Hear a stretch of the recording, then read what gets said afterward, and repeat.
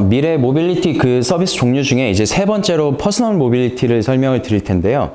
퍼스널 모빌리티는 이제 영어 그대로 개인 이동 수단이라고 보시면 될 것 같습니다. 그래서 1인용 이동 수단이라고 보시면 될 것 같고, 사실 여기 많이 보셨던, 사실 지금 우리나라 이제 서울에도 그렇고 다른 도시들에도 많이 적용이 되어 있는데요.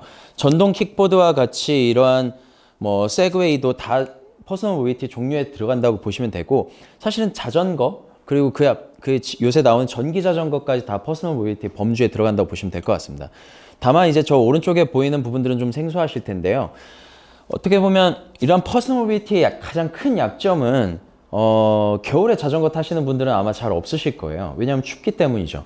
그러니까 겨울에 이용하기가 힘들다는 거. 그럼 겨울에는 이러한 모빌리티가 움직이지 않는다라는 게 어떻게 보면 가장 큰 약점이고, 어린이라든지 노약자분들한테 친숙하지 않고 조종이 쉽지 않다는 뭐 그런 점도 있고, 쇼핑백을 들고 있거나 무거운 짐을 들을 때 굉장히 편하지 않다라는 그런 점들이 약점인데, 그럴 때 사용할 수 있는 어떻게 보면 차폐된 형태의 그러한 PM도 지금 구상이 많이 되고 있고, 아직 현실에 나와 있지는 않지만 저렇게 컨셉적인 모델은 많이 개발되고 있다고 그렇게 보시면 될 것 같습니다.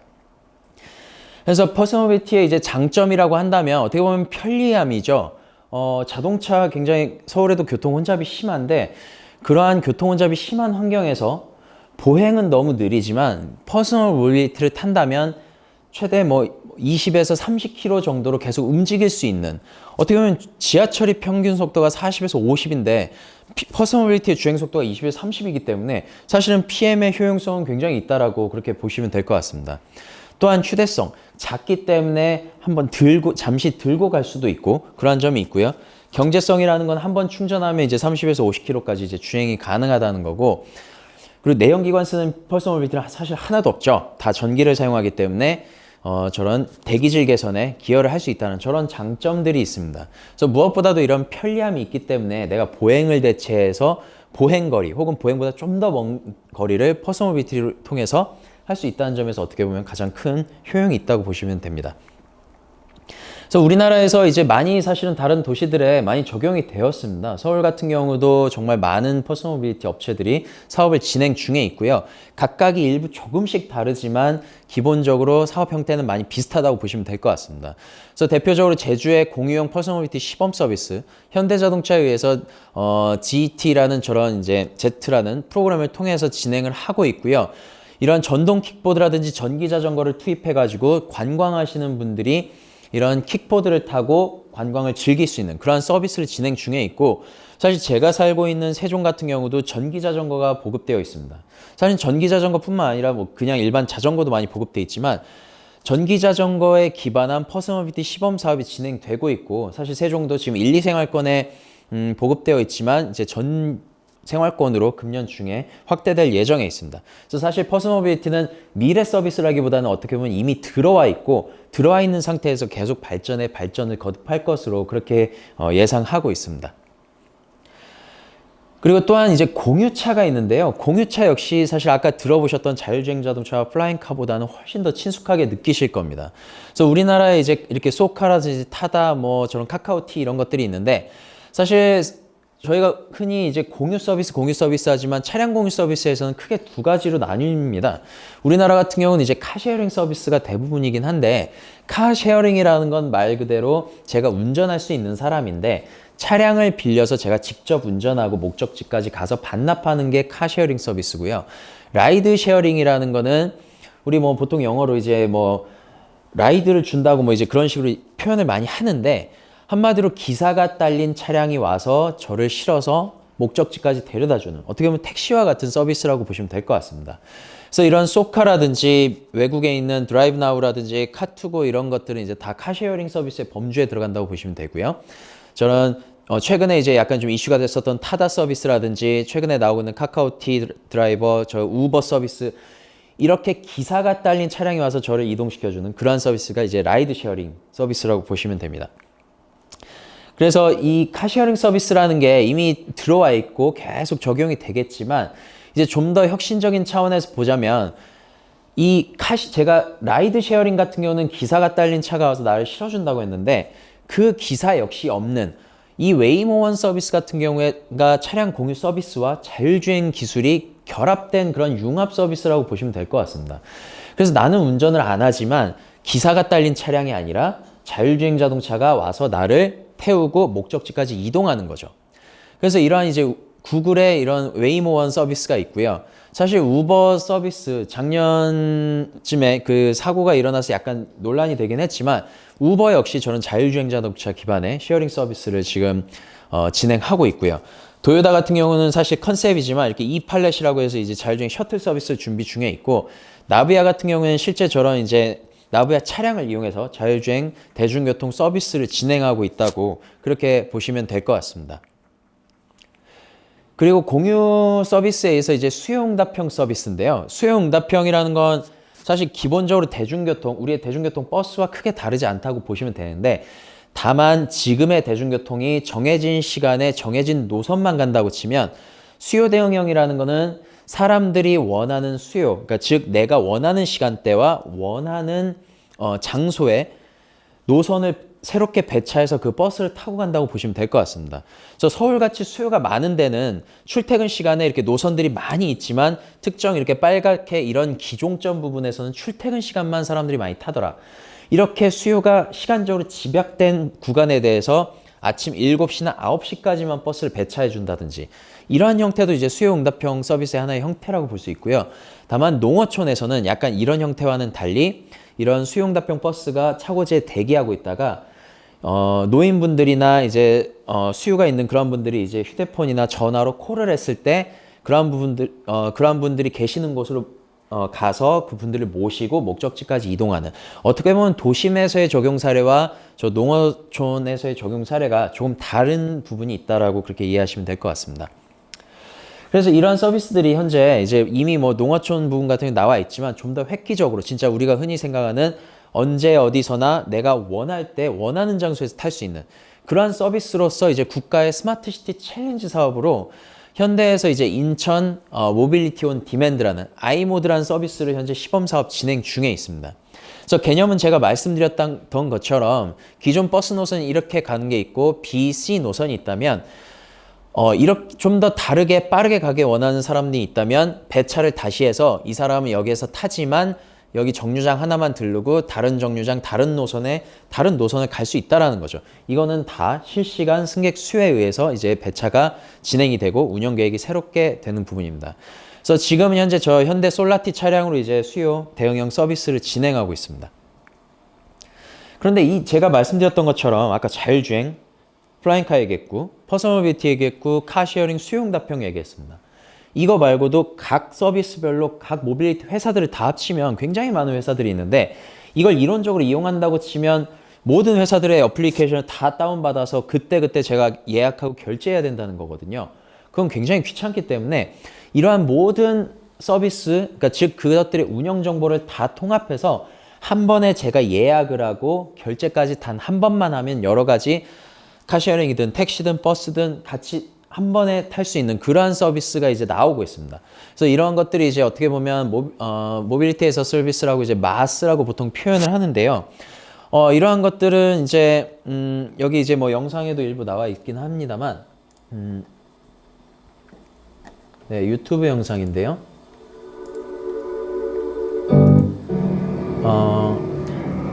예를 들어 제 친구가 공항에 이제 도착해서 저를 보러 왔다고 치면 저는 이 친구를 데리러 공항에 가야 되는 상황입니다. 이제 이 분이 그래서 한 번에 검색했더니 공유차를 타고 지하철을 타고 공항에 도착하는 게 가장 좋다고 한 번에 검색된 결과가 나왔고요. 하지만 나는 퍼스널 모빌리티엔 지하철을 타겠다고 선택을 한 겁니다. 그리고 한 번에 페이먼트를 한 거고요. 미리 예약된 퍼스널 모빌리티의 장소에 와서 이걸 타고 지하철역에 도착을 한 다음에 지하철을 타고 공항에 도착하는 이것들이 단 한 번의 앱 검색과 한 번의 결제로 모든 서비스를 다 이용할 수 있는 그렇게 해서 사람과 사람을 이어주는 그러한 서비스 형태를 모빌리티에서 서비스, 그러니까 즉 마스라고 보시면 됩니다. 그래서 이러한 것들 제가 설명을 드렸다시피 한마디로 옛날 같은 경우는 집에서 걸으면서 이제 검색을 하고 자전거 검색하고 뭐 버스 검색하고 지하철 검색하고 뭐 공유차 검색해서 목적지까지 도착하는, 그러니까 각각의 앱을 한번 검색, 또 한 번 검색, 또 한 번 검색 앤 페이, 검색 앤 페이 계속 이렇게 한 번 가려고 하면 5번의 앱을 통해서 예약하고 결제했던 것이 이제 마스 시스템 내에서는 한 번만 하면 이렇게 종합적인 플랜이 나와서 한 번에 예약 결제 끝이라는 거죠. 그래서 이러한 이제 서비스 나오고 있고, 핀란드에서 개념이 처음 나오긴 했지만 우리나라에서도 제주 마스라고 해서 현재 실증 서비스가 진행되고 있고, 여러 가지 R&D가 많이 진행되고 있기 때문에 우리나라에서도 뭐 곧 이런 자전거든 택시든 모든 서비스를 한 번에 이용할 수 있는 그런 통합 플랫폼이 개발되고 그런 서비스를 곧 이용하실 수 있을 것으로 예상되고 있습니다. 그러면 제가 이제 말씀드린 과연 이 방향성이 이렇고 서비스는 이런 것들이 올 텐데 이런 것들이 적용되는 사례가 없는지 궁금하실 수 있을 것 같아요. 그래서 그 사례를 보면 우리나라의 이제 스마트시티 국가 시범도시라고 해서 말 그대로 스마트시티에 대해서 시범적으로 국가의 한 공간을 정해서 스마트시티를 건설하고 개발하는 사업이 있습니다. 그 중에서 저는 모빌리티 분야만 한번 설명을 드릴 예정입니다.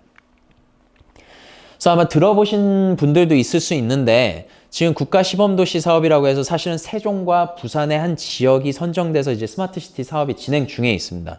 그래서 세종 같은 경우는 전 지역이 그런 건 아니고요. 5-1 생활권이라고 해서 이제 세종이 이만큼 이제 행복도시가 있으면 이 한 부분을 의미한다고 보시면 되고, 이 한 부분의 사이즈가 대략 가로 세로 각각 뭐 한 1.23km 정도 돼서 한 2.7 제곱킬로미터 정도 되는 그러한 사이즈의 도시라고 보시면 됩니다. 그래서 지금 가면 사실은 세종에 아무것도 없는 상태고요. 정말 아무것도 없는 상태에서 도시 계획도 스마트시티 개념에서 계획을 하고 그 개념하에서 교통체계도 스마트 모빌리티 개념하에서 다 개발하는, 한마디로 밑바닥부터 스마트시티, 스마트 모빌리티를 구현하는 그러한 작업이라고 이해해 주시면 좋을 것 같습니다. 그래서 사실은 모빌리티 컨셉에 대해서, 그러니까 도시계획과 모빌리티 컨셉에 대해서 처음에는 이 5-1 생활권 스마트시티의 이제 총괄 계획가는 이제 카이스트 정재순 교수님이신데요. 몇 가지 이제 도시계획 개념을 이제 설명해 주셨고, 저 개념은 뭐 제가 설명은 안 드리겠지만 모빌리티 관점에서는 소유한 자동차를 3분의 1로 줄이겠다. 그리고 나머지 분들은 제공되는 모빌리티 서비스를 이용해서 움직이도록 하겠다라는 이제 큰 모빌리티 대명제 비전을 이제 세워 주셨었습니다. 그래서 그걸 기반으로 저희가 해석하면서 기술 기반, 서비스 기반으로 해석하면서 이제 서비스들을 계획해 나가고 있는 거고요. 이거는 이제 간단하게 그냥 하고 넘어가겠지만 뭐 이미 많이 바뀐 뭐 토지이용이라서 지금 간단히 보여드린 거지만 한 8,000세대의 이제 1, 2인 가구가 한 40%인 그러한 이제 도시를 설계하고 있다고 보시면 되고요. 이거 기반해서 사실 아까 제가 그 총괄계획가께서 제시하신 소유 자동차를 3분의 1로 줄이겠다라는 그 비전 하에서 저희 교통 쪽에서는 이제 어떻게 보면 서브 비전이라고 할 수 있겠죠. 하나를 세웠는데 3분의 1이든 4분의 1이든 그 양에 상관없이 저희가 생각했을 때는 소유차가 없는 사람도 소유차 수준의 모빌리티 서비스를 누릴 수 있는 모빌리티 환경을 마련하겠다. 이게 이제 저희의 목표였습니다. 그래서 그 목표 하에서 이제 어떻게 보면 핵심 소목표들은 이제 공유차 기반의 소유차 줄이는 그러한 환경을 구축하겠다. 그리고 자율주행 기반의 안전한 환경을 구축하겠다. 그리고 통합 모빌리티를 통해서 끊김없는 통행권을 제시하겠다. 그리고 여러 가지 보행 안전 그러한 서비스를 제시하겠다. 해가지고 이제 여러 가지 서비스들을 제시해놨는데 그러한 서비스에 기반해서 나온 것들이 이제 이런 시나리오와 서비스들입니다. 근데 보시면 저희가 9개 세부 모빌리티 서비스와 이제 20개의 세부 서비스 기능을 제시했는데 굉장히 서비스가 많다고 이제 보이실 거예요. 근데 그 이유는 그렇게 보시면 됩니다. 이게 단순한 백화점식 나열이 아니고 이 도시는 소유차가 없기 때문에 정말 다양한 욕구와 다양한 수단에 대한 선호도를 가진 사람들을 모두 만족시켜야 됩니다. 어떤 사람은 보행을 좋아하고 어떤 사람은 자전거를 좋아하고 어떤 사람은 버스를 좋아할 텐데 그 모든 사람들의 행태를 다 만족시켜야 되기 때문에 개인의 움직이는 보행을 지원하기 위한 퍼스널 모빌리티 공유 서비스, 그리고 개인이 근거리가 아닌 좀 중장거리를 가기 위한 공유차 서비스, 그리고 기본적인 대중교통은 자율주행으로 돌리겠다는 자율주행 모빌리티 서비스, 그리고 이 모든 서비스들을 하나의 플랫폼에서 예약하고 결제까지 할 수 있는 그러한 환경을 만드는 통합 모빌리티 서비스, 그리고 기존 이런 계획적인 대중교통 체계 외에 비대중교통 운영 시간대나 교통약자에게 제공하는 수요응답형 서비스, 이러한 것들이 이제 제시되어 있다고 보시면 될 것 같습니다. 그 외에도 혁신적으로 이제 주차 공간을 공유해서 미리 예약된 주차 시설을 예약하고 목적지에 가는 스마트 주차 서비스라든지, 그리고 인공지능 신호교차로가 포함된 스마트 도로 서비스, 그 외에 보행자 안전 서비스까지 이제 저희가 이제 서비스가 나열되어 있다고 보시면 되고요. 아까 말씀드렸던 자율주행이랑 여러 가지 서비스들이 이제 이 스마트 시티 안에 구현돼서 움직이도록 하는 그런 실제적인 액션들이 지금 액션들을 진행하고 저 역시 이 부분에 이제 사업에 참여하고 있습니다. 그래서 아까 이미 말씀드린 슬라이드 컷이었는데요. 이렇게 이러한 기본적인 기존의 형태, 자전거 형태라든지 전동 킥보드 형태도 들어가지만 그런 교통약자라든지 아니면 눈비가 오는 악천후 상황, 그리고 추울 때 그러한 환경에 대비한 저런 차폐형의 소형의 이제 퍼스널 모빌리티도 이 국가 시범 도시에 도입될 예정에 있습니다. 또한 차량 공유 서비스 역시 제가 아까 공유차 라이드 쉐어링 말씀드렸지만 그 서비스도 제공이 되는데, 다만 다른 도시와 다른 점은 우리나라의 공유차가 이제 공유차 존이라고 그려진 데에서만 빌릴 수 있고 또 반납할 수 있다면, 세종 5-1 생활권 국가 시범도시에서는 시범도시 안에서는 어디에나 주차할 수 있는, 한마디로 제 목적지가 있으면 그냥 그 빌딩 앞 도로변에다 주차할 수 있는 그런 프리 플로팅 형태의 그런 서비스가 구현될 것이다. 그리고 그 점이 차별점이다라고 보시면 될 것 같습니다. 그래서 이제 차량 공유 서비스를 위한 어떻게 보면 이런 도로변에다가 노상 주차 공간에 이렇게 주차 공간을 마련해 놓을 예정이고요. 이 공간에 대해서는 공유차를 타고 오시면 어느 곳이나 다 자리만 비어 있다면 주차할 수 있는 그러한 환경을 만들려고 하고 있습니다. 그래서 외국에서는 이제 그러한 사례들이 굉장히 많이 있고요. 이런 사진들이 그러한 사례를 구현해 놓은 도로 횡단면이라고 보시면 될 것 같습니다. 그리고 이제 자율주행 셔틀, 어떻게 보면 5-1 생활권의 이제 가장 큰 대중교통 축이라고 보시면 되는데, 5-1 생활권이 이렇게 있으면 이 이제 여기 이렇게 서클이 하나 있는데, 이 서클 안은 차량 진입이 제한이 되고요. 이 서클 안에 있는 도로를 자율주행 셔틀이 계속 돌아갈 예정에 있습니다. 그래서 저기 제가 뭐 위더스라든지 제로 셔틀 사진은 보여줬지만 저는 형태만 이제 저런 형태가 될 수도 있다는 걸 이해해 주시면 되고요. 저런 차량이 선정된 건 아닙니다. 그래서 5-1 생활권의 가장 중요한 순환 도로축은 자율주행 셔틀에 의해서 대중교통 서비스가 제공될 거라는 점. 그런 점이 가장 어떻게 보면 5-1 시범도시의 모빌리티 서비스 중에 가장 큰 특징 중에 하나라고 보시면 될 것 같습니다. 그래서 그러한 거에 기반해서 참 연구하고 이제 구상해야 될 게 굉장히 많은데요. 이 도로가 이제 5-1 생활권을 순환하는 가장 큰 BRT 축이다 보니까 이 BRT 축에 대해서 과연 고가형으로 이렇게 해서 셔틀과 환승을 시킬지, 아니면 지하형으로 환승을 시킬지, 아니면 뭐 지상에서 어떻게 신호 처리할지, 그러한 것들은 아직 정해진 건 없습니다. 하지만 이러한 것들을 바탕으로 저희가 이제 굉장히 장단점을 분석해서 어떤 최적의 안을 이제 도출할 예정이고요. 그리고 또 제가 말씀드렸던 것처럼 스마트 주차. 그러니까 즉 제가 이제 세종 같은 경우는 주차 공간이 좀 있는 편이지만 서울의 많은 빌딩들은 막상 목적지에 도착해서 주차 공간이 없어서 찾느라고 그 주변을 계속 탐색하는 그러한 예들이 많이 있습니다. 그렇게 이제 시간을 많이 소비하는데, 어떻게 보면 오기 전에, 도착하기 전에 미리 주차면을 내가 오후 2시부터 내가 1시간 동안 사용할 거다, 이런 예약과 결제를 진행하고 오면 내가 목적지에 도착했을 때 그 공간에 바로 주차를 하고 결국 주차 자리를 찾느라 소비하는 시간이 없을 수 있다는 거죠. 그래서 그러한 주차 공유 서비스가 있을 수 있고, 그것뿐만 아니라 P2P, 그러니까 개인 간에 내 주차 공간을 낮에 사용하지 않는다면 그 공간을 필요로 하는 사람에게 대여해주는 그러한 서비스 역시 이 국가 시범도시에서 지금 구상이 되고 있습니다. 그래서 국가 시범도시에 대한 이제 마지막 설명으로, 지금 어떻게 보면 시범도시 같은 경우에 저희가 이제 미래 모빌리티의 방향성을 녹여내서 서비스를 개발하고 있지만, 어떻게 보면 가장 큰 중요한 점은 도시 계획과 교통 계획을 같이 생각하면서, 이 도로를 그리는 것도 모빌리티 서비스를 생각하면서 도로를 그리고, 저 도로를 그리는 건 역시 모빌리티 서비스를 감안해서 도로를 그리는, 그러니까 서로 계속 피드백하면서 교통과 도시가 같이 나가는 그러한 점이 이제 가장 큰 특징이라고 보시면 되고요. 저희 오른쪽으로 보시는 것처럼 쇼핑을 하는 사람, 등교, 그리고 출퇴근하는 분들, 그러한 분들의 수요와 니즈와 행동 특성에 기반한 서비스를 구현하고 있다는 점, 그러한 점들이 어떻게 보면 이 스마트 시티 사업의 가장 큰 특징 중에 하나라고 보시면 될 것 같습니다. 그리고 마지막으로 어떻게 보면 굉장히 오늘 발표에서의 가장 중요한 점이라고 한다면, 미래 모빌리티, 그러니까 다른 도시에서 다 구현되지 못한 서비스들을 개선된 형태로 이 도시에 실제 적용해 본다는 점, 그 점이 가장 중요하고, 오늘 발표에서 제가 여러 가지 뭐 자율주행 신기술들을 얘기했지만 이렇게 실제 적용할 서비스가 적용하고 있다라는 점, 그리고 이러한 것들이 2023년 정도면 실제 도시에 나와서 같이 어우러져서 서비스 될 수 있다는 점, 그런 점들을 기억해 주시면 좋을 것 같습니다. 그래서 마지막으로 이제 이슈 및 제언으로 좀 마무리를 지을 건데요. 사실 굉장히 제가 이제 어떻게 보면 앞에서 뭐 플라잉카, 자율주행 뭐 여러 가지 많이 얘기를 드렸지만, 어떻게 보면 굉장히 이제 장밋빛 미래라고 볼 수가 있습니다. 굉장히 다 멋있게 보이고 좋아 보이고 그렇게 이제 보일 수 있는데, 사실은 아직은 우리 도로 환경에서 볼 수 없는 이유는 아직은 나아가야 될 길, 그리고 숙제가 많기 때문이거든요. 그 숙제 중에 하나는 당연히 안전입니다. 그러니까 자율주행 자동차, 한마디로 운전대나 가속 페달, 브레이크를 내가 잡지 않는 상황인데 정말 완벽하지 않으면 안 되는 거거든요. 100번에 한 번 정도 사고 날 수 있다? 그런 확률은 굉장히 위험한 거죠. 과연 그런 걸 믿고 내가 자율주행 자동차를 탈 수 있느냐? 그렇지 않을 겁니다.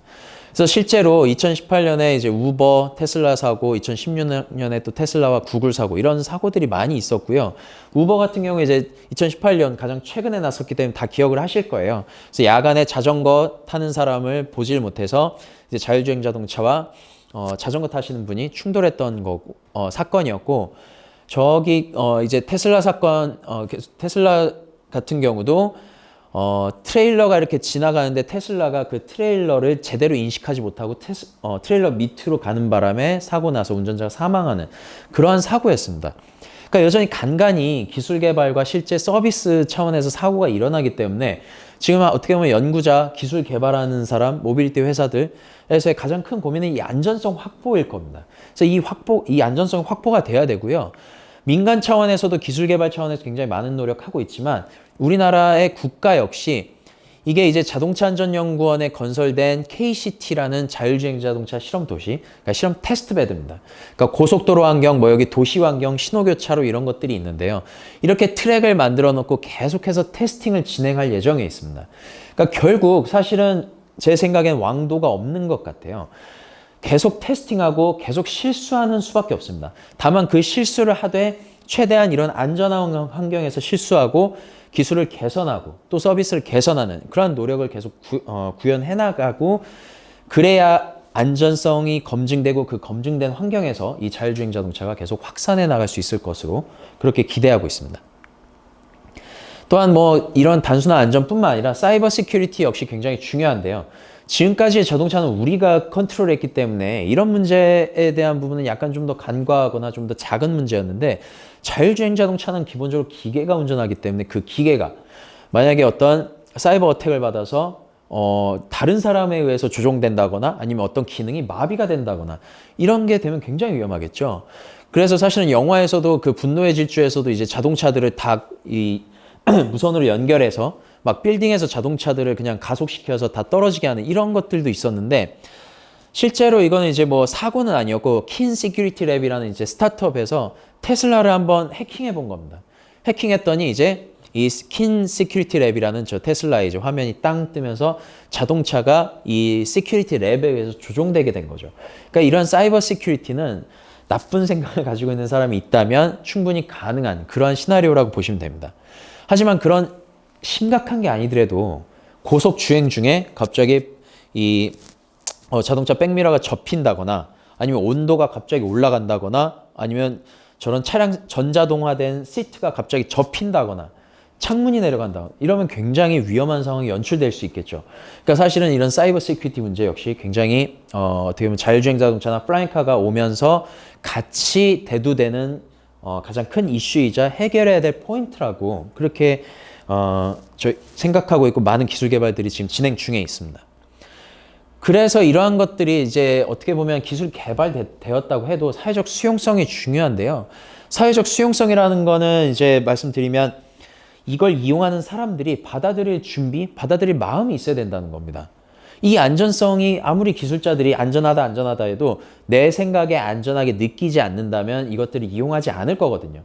플라잉 모빌리티가 아무리 안전하다고 해도 내가 생각했을 때 그렇지 않으면 저는 플라잉 모빌리티 못할 것 같아요. 그러한 점들을 확보해야 된다는 건데 플라잉카든 자율주행차든 뭐 이런 것들 생각했을 때 사람들이 가장 걱정하는 점, 예를 들어 내가 안 탄다, 타기 싫다면 타기 싫어하는 가장 이유는 무엇인지 그런 것들을 조사해보면 대부분 안전 문제가 무조건 1등이고요.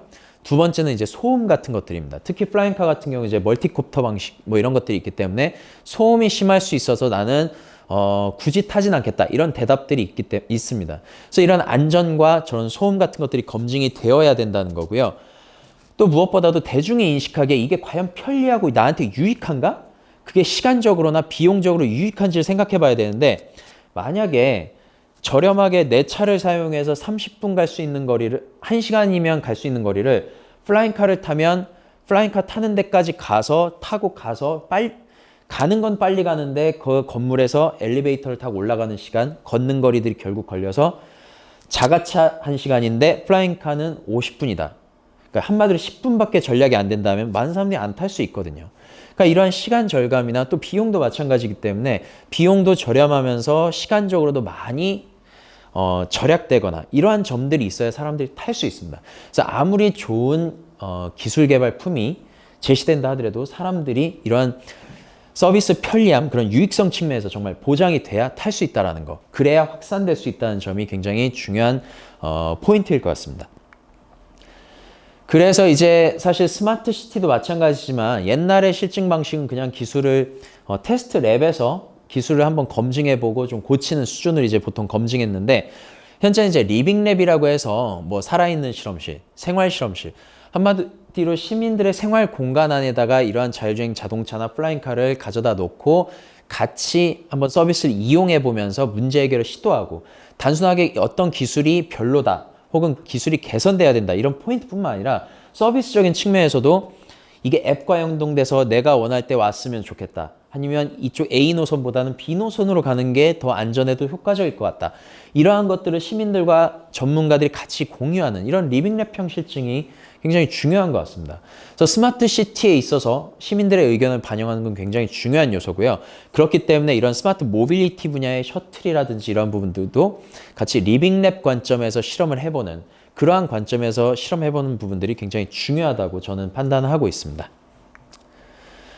그리고 이제 마지막으로 법 규제 정비인데요. 사실은 이러한 모빌리티 서비스들이 기존에는 없던 패러다임이다 보니까 우리나라 법제도에서 이제 다 받아들이지 못하는 부분들이 있습니다.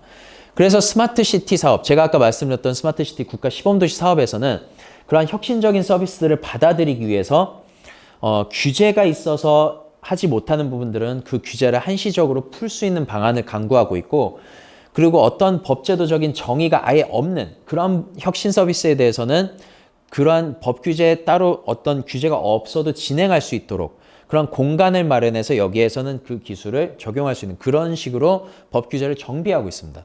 그래서 예를 들면 혁신성장진흥구역이라고 해서 5-1 내에 어떤 비즈니스 구역이다 아니면 벤처 스타트업 존이다 이러한 것들을 진행해서 뭐 벤처 스타트업 존에서는 여러 가지 혁신 서비스를 한번 실험해 볼 수 있는 그런 그런 지역으로 이제 선정할 수 있도록 하는 거고요. 입지 규제 최소 구역이라는 거는 입지 규제 어떤 이런 부분에 뭘 적용할 때는 입지 규제가 있을 수 있다. 이러한 부분들을 규제를 최소화하는 그런 지역을 타겟팅해서 규제를 최소화하는 그런 제도들을 지금 적용하려고 하고 있습니다.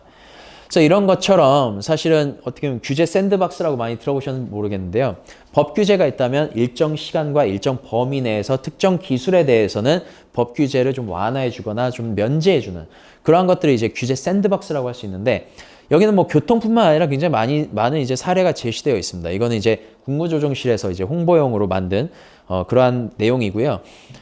교통 쪽만 보다면 우리나라 이제 택시의 합승 운행이 금지되어 있는데 웹 기반의 자발적 택시 동승 그러한 중개 서비스에 대해서는 한시 허용하는 이러한 방식으로 이제 규제 샌드박스를 적용해서 혁신적인 서비스를 한번 테스트하고 실제 이용할 수 있게 해보고 또한 검증할 수 있는 그런 기회를 주는 그러한 법 규제 정비가 분명히 필요하다고 보고 있습니다.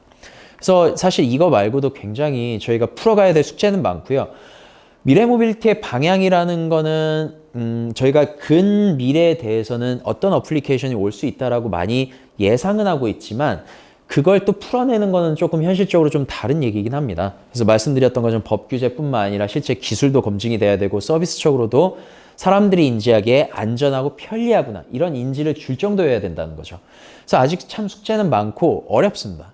그래서 다시 돌아가서 이게 이제 제가 가장 서두에 보여드렸던 그림인데 그 그림에서 제가 이제 미래 모빌리티의 방향을 다시 한번 생각을 해보면 사람들은 모빌리티에서 더 많은 모빌리티 서비스와 더 다양한 수단을 원하지만 그 수단을 이용하는 데 있어서는 간단해야 되고 직관적이어야 된다는 거죠.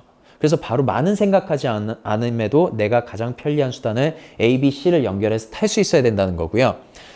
서비스가 지금 있는 그냥 단순한 내 차나 택시 그리고 스케줄이 정해있는 대중교통 말고도 내가 원할 때 원하는 장소에서 서비스를 이용할 수 있을 정도로 이노베이티브하고 창의적이어야 되지만 하지만 그게 자율주행 자동차 플라잉카처럼 이노베이티브하지만 그래도 안전성이 검증돼야 된다는 겁니다. 그리고 공유차가 이제 많이 나와서 내 차를 사용하지 않아도 된다라고 이제 많이 얘기하지만 그 공유차가 내 차처럼 이용할 수 있을 때 아무 때나 내가 원할 때 이용할 수 있고 정말 편리하게 내 목적지까지 갈 수 있어야 되는 공유차지만 내 차처럼 이용할 수 있는 그런 서비스 수준을 제공할 수 있는 그런 수준이 되어야 된다는 겁니다. 그래서 사실은 제가 처음에는 미래 모빌리티의 방향을 컨텐츠 위주로 말씀을 드렸다면 어떻게 보면 결론은 이런 방향으로 나아가고 있고 컨텐츠는 정말 무한하게 계속 나올 수 있다. 혹은 여기에 제가 말한 자율주행 자동차 플라잉카 저게 어떻게 보면 아니고 다른 것들이 나올 수도 있을 것 같습니다. 컨텐츠는 다 예상할 수 없고 무한대로 나올 수 있지만 제가 생각하는 미래 모빌리티의 방향은 이렇다라는 걸로 오늘의 강의를 결론 지을 수 있을 것 같습니다. 네, 여기까지 말씀을 드리고요. 제가 미래 모빌리티의 방향에 대해서 또 컨텐츠에 대해서 잘 설명을 드렸는지는 모르겠지만 미래 모빌리티라는 건 말 그대로 미래가 들어가기 때문에 누구도 사실은 다 확신하지는 못합니다. 그래서 이러한 강의를 기반으로 여러분들 역시 많은 영감을 받으시길 바라고 여기에 제시되지 않은 컨텐츠와 서비스들 그런 부분들이 여러분들의 수요와 요구에 의해서 더 많이 개발되길 원합니다. 또한 그 이후에도 저희 스마트시티 사업이라든지 제가 하고 있는 연구 사업들에서 여러분들 만나면서 계속 토론하면서 미래 모빌리티를 예측하고 좀 더 나은 서비스를 제공하기 위한 그러한 토론 계속 같이 해봤으면 좋겠습니다. 네, 오늘 그 강의 국가 미래 전략 강의 자율주행과 미래 모빌리티에 대해서 오늘 강의 여기까지 드리도록 하겠습니다. 감사합니다.